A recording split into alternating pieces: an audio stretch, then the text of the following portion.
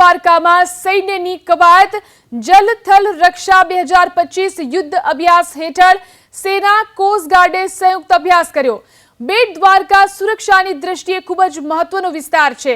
વ્યૂહાત્મક રીતે મહત્વપૂર્ણ એવા દરિયાકાંઠાના વિસ્તારની સુરક્ષા વ્યવસ્થાને વધુ મજબૂત બનાવવા યુદ્ધ અભ્યાસનું આયોજન કરવામાં આવ્યું હતું।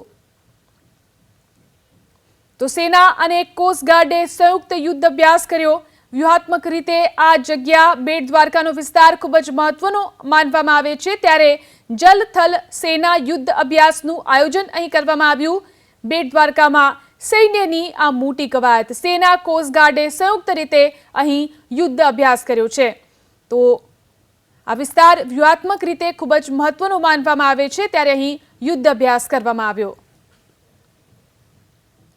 इस एक्सरसाइज को विटनेस करने के लिए district administration Devbhoomi Dwarka, fisheries, NSG, maritime board of Gujarat और फॉरेस्ट डिपार्टमेंट के ऑफिसर्स ने पार्टिसिपेट किया है।